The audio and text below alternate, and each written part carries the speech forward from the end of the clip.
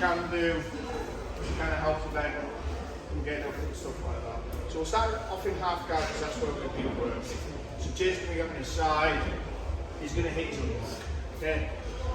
I'm going to wrap, so I'm already wrapping to make sure that it's really difficult for Jay to kind of start pointing his finger up. That doesn't mean I necessarily want to stop him.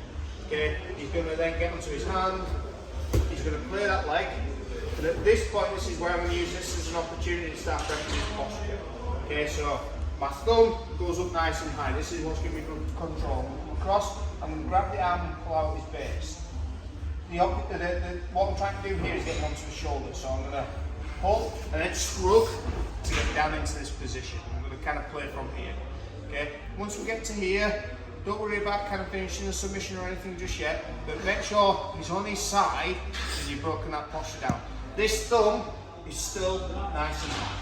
Okay, so I'm keeping this up towards my nipple at all times. Alright, so we'll just use this as a bit of an introduction on how to get into this position from half guard, and then we'll have a look at side control. Because side control works a little bit better and it's probably a bit of an easier position to get to with that overhook. Okay, so again, pressure on top, he's on his side, he's working through, hooking nice and tight. As soon as that leg's clear, I'm grabbing the arm, pulling the arm, and shrugging my shoulder down. I'm not pushing my weight down, okay, just enough to kind of sit on top. I don't want to fully put my weight down, because it's going to make it hard to do something with this hand. Okay, so let's practice that in 4 or 3. 1, 2, 3. So he's got the same battles in side control where he doesn't want to be on both butt cheeks and both shoulder blades where he's flat back, because that means I can put lots and lots of weight over a big surface area. So typically when I go into side control, Jay's going to get onto his side, he's going to look that underhook even though he may never use it, but I'm going to hook that arm nice and tight early on. Okay. Thumb position, again, a lot of us could be a little bit higher on that arm. Alright. When we break his posture down, okay, I don't want him on his back, which is going to make the next bit really difficult.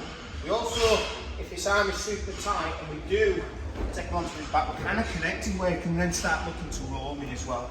So it's just enough to get him onto his side. Alright, okay, into this position. So one of the reasons why this thumb comes up nice and high, yeah, is because I need it to go all the way across here. Okay?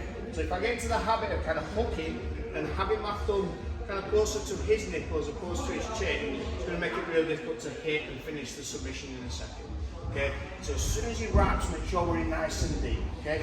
From here, I'm going to go over the top and I'm going to use my elbow to break his posture. Okay? So Jay is always going to have his head up, yeah, and to go away from my knees. Alright? So I need to bring that elbow in, but I'm still nice and high, and I'm going to bring his chin underneath. So you see how that hand now slides behind the back of the head. Okay? As soon as I get to that position, I like to hook and hold. Okay? It's not necessary, but it just gives me a little bit of a second. So that elbow's still there, breaking the frame and posture of his neck. Okay? And this hand goes through nice and deep and just holds just for now. But that elbow is still doing a lot of work as well. Okay?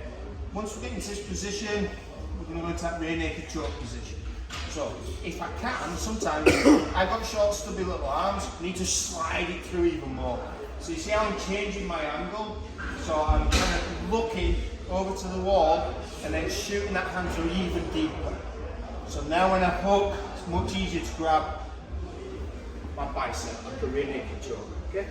So I'm just going to get into that position. Don't worry about submission just yet, but just focus on that hook. So if I'm in side control, Jay starts going into there. So even at this point, I'm going to start breaking his posture down. I'm not going to let him get to his knees. Okay. Then from here, shoot that hand through nice and deep. Elbow goes in, through, reshoot the hand. Hand comes up onto the bicep, and then just let go. I know you're not. I know you're going to strangle each other. I know you're just going to start squeezing the head. But I'd rather you focus on getting that hand in as deep as you can to get a good quality choke. Alright, give it a go. 1, 2, 3. So just to finish now, we've got 2 finishing positions. We've got one where we're kind of sprawling. Like James, who trained with us, like his Darc is really, really good.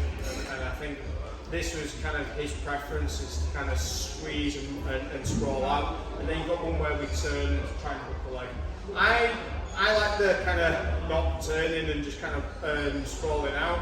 But we will go through both, especially on Thursday as well, and get a lot of time to drill it as well. So he hits his underhook on the far side.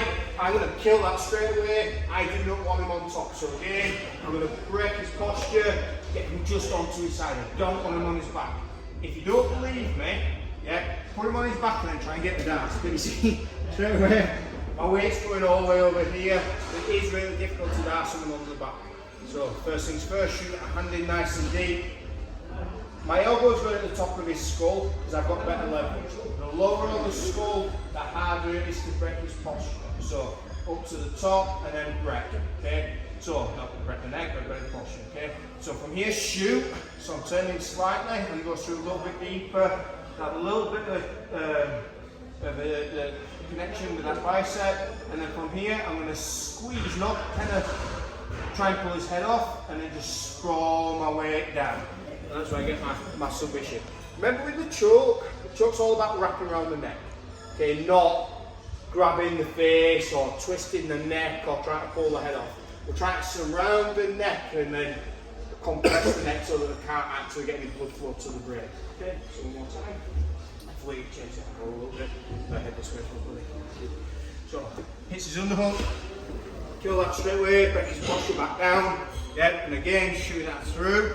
If I'm really struggling, come up a little bit close to the head as well, okay? Because then it's a little bit close to where your hand needs to go through. So shoot through nice and deep, thumb goes in, break the posture of the neck. From here, sprawl. So what's happening is, this part of my hand is choking this side, and this shoulder, my weight is compressing to get the other side of the carotid artery, and that's where the choke is coming through. Okay, here we go. 1, 2, 3.